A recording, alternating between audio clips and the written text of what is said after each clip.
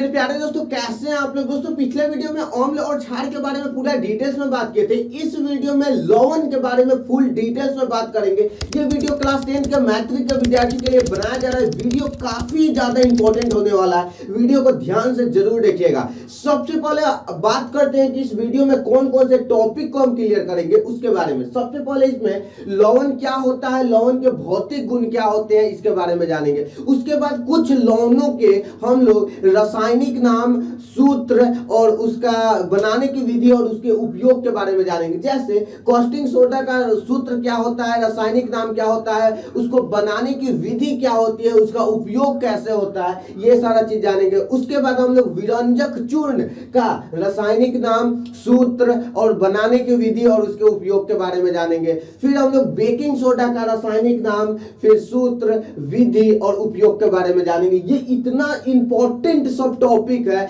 कि आपका board exam में तो जरूर आएगा, और जितना हम डिटेल्स में बताएंगे, अगर आप इस वीडियो को मिस कर दिए और क्लास 10 के हैं तो बहुत ज्यादा दिक्कत में फंस सकते हैं। फिर धावन सोडा का सूत्र, रासायनिक नाम, बनाने की विधि और उसके उपयोग के बारे में जानेंगे। और उसके बाद सबसे लास्ट में जानेंगे प्लास्टर ऑफ पेरिस के सूत्र, रासायनिक नाम, बनाने की विधि और उपयोग। देखिए दोस्तों, ये जितना टॉपिक है बहुत ही वीवीआई टॉपिक है, मतलब वेरी वेरी इंपॉर्टेंट टॉपिक है। दोस्तों समय को बर्बाद नहीं करेंगे, डायरेक्ट वीडियो को स्टार्ट करेंगे। आप एक एक टॉपिक को सही से क्लियर कीजिएगा। दोस्तों मेरा नाम है कुमार और आपका बहुत बहुत स्वागत करते हैं ज्ञानलाइन एक्सक्लूसिव यूट्यूब चैनल में। चलिए दोस्तों, सबसे पहला क्वेश्चन, लवण क्या होता है। देखिए लवण को अंग्रेजी में साल्ट कहा जाता है। क्या होता है इसके बारे में हम लोग समझते हैं। देखिए लवण का बहुत ही साधारण यहाँ पर आंसर है कि जब अम्ल और क्षार अभिक्रिया करते हैं तो जल के बाद जो चीज, जल के अतिरिक्त जो चीज बनता है उसी को लवण या साल्ट कहा जाता है। देखिए जब अम्ल और क्षार अभिक्रिया करेंगे तो जल और एक और पदार्थ बनेगा। जल के अतिरिक्त जो पदार्थ बनेगा उसी पदार्थ को हम साल्ट कहते हैं। जैसे लवण को साधारण भाषा में यहाँ पर NaCl मतलब साधारण भाषा में सोडियम क्लोराइड कहा जाता है। ठीक है, Na से सोडियम, Cl से क्लोराइड, तो सोडियम क्लोराइड कहा जाता है। और सोडियम सल्फेट आदि भी लवण है। तो आपसे कोई भी नॉर्मल भाषा में पूछता है कि लवण क्या है, तो आप बोलिएगा कि जब रासायनिक अभिक्रिया हो रहा है और अम्ल और क्षार को हम मिला रहे हैं, जो रासायनिक अभिक्रिया हुआ तो एक तो जल बनेगा और जल के अतिरिक्त जो पदार्थ बच जाएगा उसी पदार्थ को हम लोग बोलेंगे लवण। ठीक है, क्लियर। अब चलते हैं हम लोग कि लवण के भौतिक गुण क्या होते हैं वो समझते हैं। लवण के भौतिक गुण निम्नलिखित होते हैं और देखिए इसको सिंपल याद रखना है। लवण तो सबसे पहला स्वाद में नमकीन लगता है। कैसा लगता है? नमकीन। अरे नमक है तो नमकीन ही लगेगा, है ना, नमक है तो नमकीन ही लगेगा। दूसरा चीज, इसका पीएच मान जो होता है, लवणों का पीएच मान या तो 7 से अधिक और या 7 से कम होता है। तो इसका दो भौतिक गुण है, बहुत ही सिंपल है, आप आसानी से याद रख सकते हैं। देखिए ये दोनों बहुत ही सिंपल क्वेश्चन था। अब चलते हैं मेन क्वेश्चन की तरफ कि कॉस्टिंग सोडा का सूत्र, रासायनिक नाम, बनाने की विधि और उपयोग क्या है। बहुत इंपॉर्टेंट क्वेश्चन है ये। चलिए शुरू करते हैं इसको। कॉस्टिंग सोडा के सूत्र के बारे में बात करें तो इसका जो सूत्र होता है वो होता है NaOH, याद रखिएगा। और इसका रासायनिक नाम जो होता है वो होता है सोडियम हाइड्रोक्साइड। कॉस्टिंग सोडा का रासायनिक नाम क्या होता है? Sodium hydroxide. अब हम लोग जानते हैं कि ये कॉस्टिंग सोडा बनता कैसे है, सो समझते हैं। मतलब बनाने की विधि।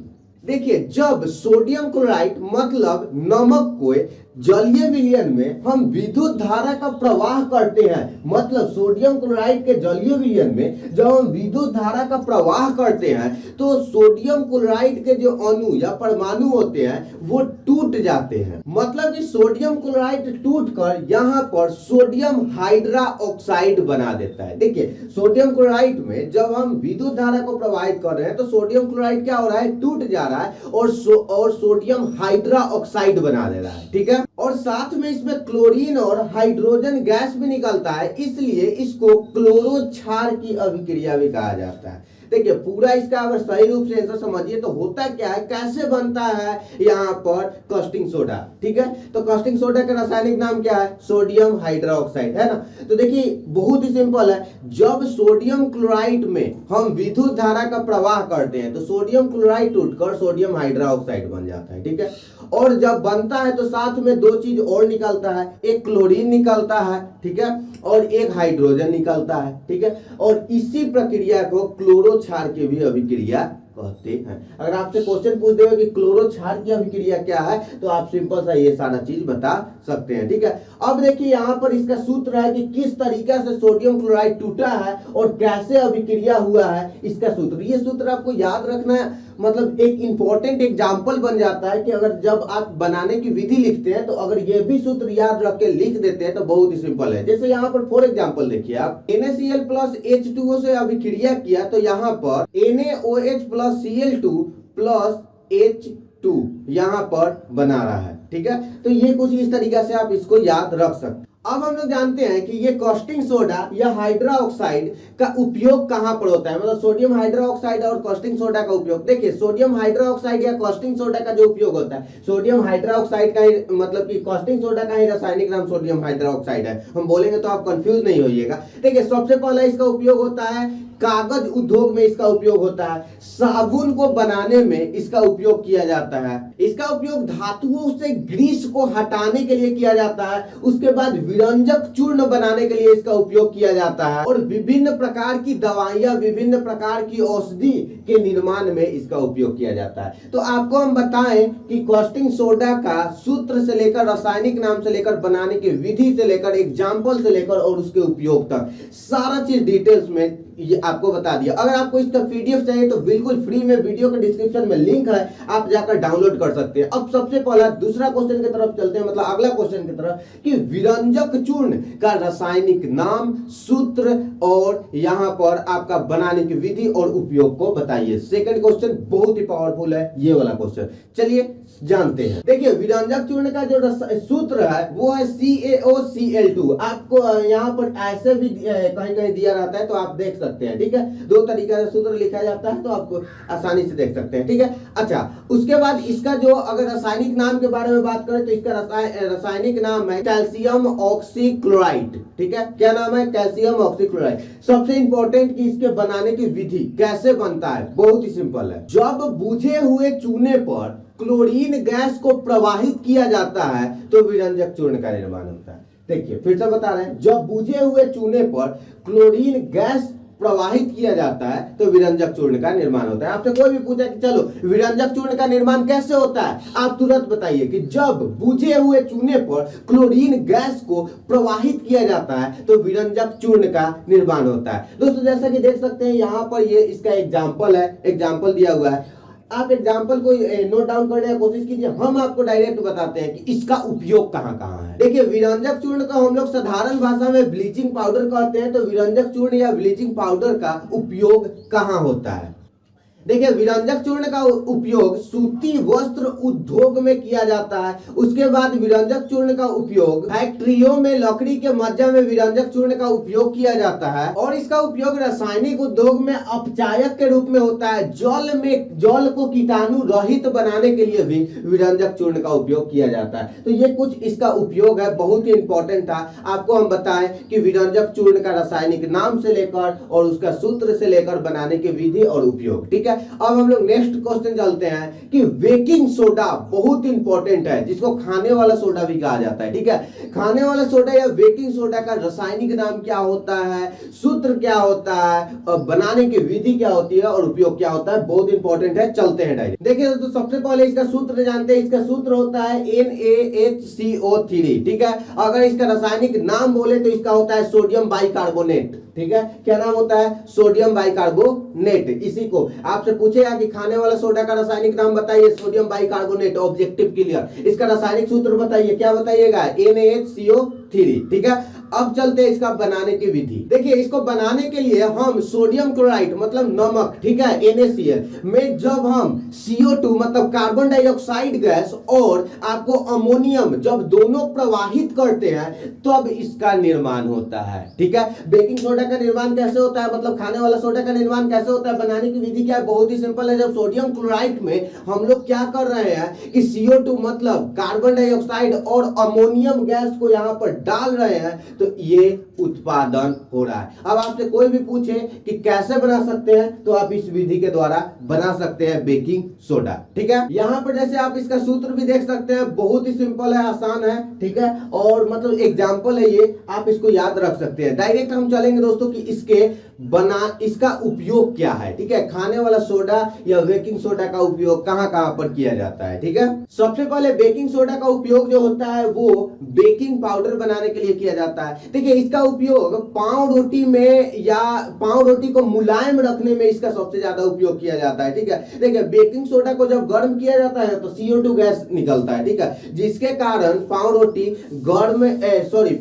यहाँ पर मुलायम हो पाती है, तो इसमें इसका उपयोग किया जाता है। इसका उपयोग खाद्य पदार्थों में किया जाता है। यह एक एंटीसीड का प्रमुख घटक है, ठीक है। तो आपको बताएं कि ये खाने वाला सोडा का क्या उपयोग है, क्या होता है, ठीक है। अब डायरेक्ट हम चलते हैं नेक्स्ट क्वेश्चन, और नेक्स्ट क्वेश्चन है हमारा दोस्तों बहुत ही सिंपल क्वेश्चन है कि धावन सोडा, जिसको ढोने वाला सोडा भी कहा जाता है, उसका निर्माण कैसे होता है, उसका सूत्र क्या होता है, बनाने की विधि क्या है, रासायनिक नाम क्या है, और सबसे ज्यादा इंपॉर्टेंट उसका उपयोग क्या है, ठीक है। डायरेक्ट इस क्वेश्चन पर आ गए। ठीक है, इसका जो यहाँ पर सूत्र है वो थोड़ा सा बड़ा है। इसका सूत्र होता है Na2CO3 10H2O। क्या होता है, बहुत ही सिंपल है, आइए Na2CO3 10H2O। चलिए मेरे साथ बोलिए Na2CO3 10H2O। याद हो गया। सोडियम मतलब इसका पूरा जो रासायनिक नाम होगा वो क्या होगा, sodium bicarbonate decahydrate, sodium bicarbonate decahydrate. अब आपसे कोई भी पूछता है कि धोने वाला सोडा मतलब धावन सोडा का यहाँ पर रासायनिक नाम क्या होता है, आप क्या बोलिएगा, सोडियम बाइकार्बोनेट और यहाँ पर डेकाहाइड्रेट, सोडियम बाइकार्बोनेट डेकाहाइड्रेट, ठीक है। क्या होता है सूत्र में Na2CO3 10H2O, Na2CO3 10H2O, Na2CO3 10H2O। आपको याद हो गया। बनाने की विधि जानते हैं, कैसे बनाया जाता है धोने वाला सोडा। देखिए बनाने की विधि बहुत ही 2 लाइन में। जब सोडियम कार्बोनेट को यहाँ पर क्रिस्टलीकरण किया जाता है तो इसका निर्माण हो जाता है धोने वाला सोडा का। बस यही है बनाने की विधि। जब सोडियम कार्बोनेट को क्या किया जाता है, क्रिस्टलीकरण किया जा रहा है, तो यहाँ पर ये निर्माण हो रहा है। इसका आप फॉर एग्जाम्पल भी देख सकते हैं किस तरीके से ये बनता है। डायरेक्ट हम लोग चलेंगे कि इसका उपयोग क्या क्या है। देखिए धोने वाला सोडा का सबसे पहला उपयोग कपड़ा धोने में किया जाएगा या साबुन बनाने में किया जाता है। इसका उपयोग कांच के उद्योग में भी किया जाता है। इसका उपयोग बोरोक्स बनाने की क्रिया में किया जाता है, जैसा कि आप देख सकते हैं, ठीक है। इसका उपयोग कांच और कागज, यहाँ सेकंड नंबर कागज नहीं बोले हैं, इसका उपयोग कांच और कागज बनाने में भी किया जाता है। धोने वाला सोडा का उपयोग यहाँ पर घर के साफ सफाई में भी किया जाता है। ना धोने वाला सोडा है तो इससे साफ होगा हर चीज, तो साफ सफाई में किया जाता है। इसमें का उपयोग जल की कठोरता को कम करने के लिए इसका उपयोग किया जाता है। तो जैसा कि देख सकते हैं कि इसका पूरा का पूरा उपयोग है। अब देखिए लास्ट एक क्वेश्चन बचा हुआ है कि प्लास्टर ऑफ पेरिस, आप इसका नाम जरूर सुने होंगे। क्या, प्लास्टर ऑफ पेरिस का यहाँ पर उपयोग विधि और मतलब कि इसका उपयोग बनाने की विधि और इसका रासायनिक नाम और सूत्र हम लोग को बताना है। तो चलिए इसका हम लोग जान लेते हैं, ठीक है, बहुत इंपॉर्टेंट है। देखिए इसका जो सूत्र होता है वो होता है CaSO4 1/2H2O, ठीक है। फिर से बोलते हैं CaSO4 1/2H2O, CaSO4 1/2H2O। क्या होता है यहाँ पर प्लास्टर ऑफ पेरिस का सूत्र याद कीजिए, Ca, ठीक है, SO4 1/2H2O। याद हो गया। अब इसका पूरा नाम जानते हैं। रासायनिक नाम calcium sulphate hemihydrate, calcium sulphate hemihydrate. एक बार चलिए फिर से बोलते हैं, क्या होता है इसका सूत्र, CaSO4 1/2H2O, CaSO4 1/2H2O, ठीक है। क्या इसका नाम होता है, कैल्शियम सल्फेट हेमीहाइड्रेट, ठीक है। तो ये सारा चीज हम लोग क्लियर किए, बनाने की विधि जानते हैं।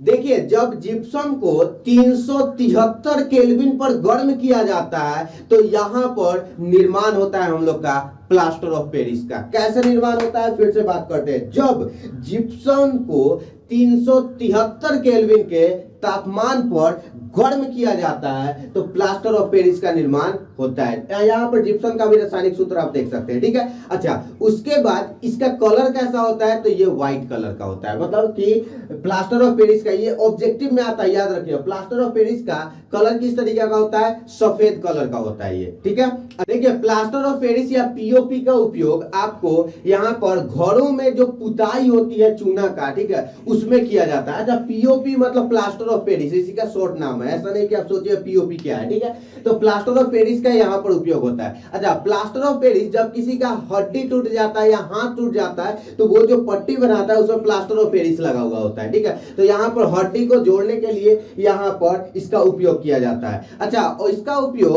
उपयोग मूर्तियों को बनाने के लिए किया जाता है। मूर्तिकार इसका उपयोग करते हैं, ठीक है। और सबसे ज्यादा जो इसका उपयोग होता है वो डेंटल लोग करते हैं, मतलब कि दंत चिकित्सक लोग अपने इलाज के क्षेत्र में भी इसका उपयोग करते हैं प्लास्टर ऑफ पेरिस का। तो बहुत सारा उपयोग है। आपको हम बताएं कि प्लास्टर ऑफ पेरिस को कैसे बनाया जाता है। देखिए, ये जितना सारा चीज बताया ये प्रमुख लवण है, ठीक है।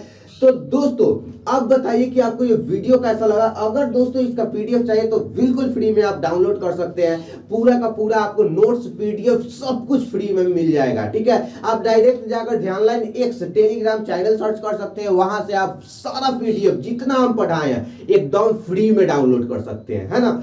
चलिए दोस्तों, मिलते हैं नेक्स्ट वीडियो में नए टॉपिक के साथ। अम्ल क्षार लवण का कॉन्सेप्ट आपका पूरा क्लियर कर दिए। अभी इसका कुछ और वीडियो आएगा, ठीक है, इसी टॉपिक से रिलेटेड, इसी मतलब चैप्टर से रिलेटेड, ठीक है। तो मिलते हैं दोस्तों नेक्स्ट वीडियो में नए टॉपिक के साथ।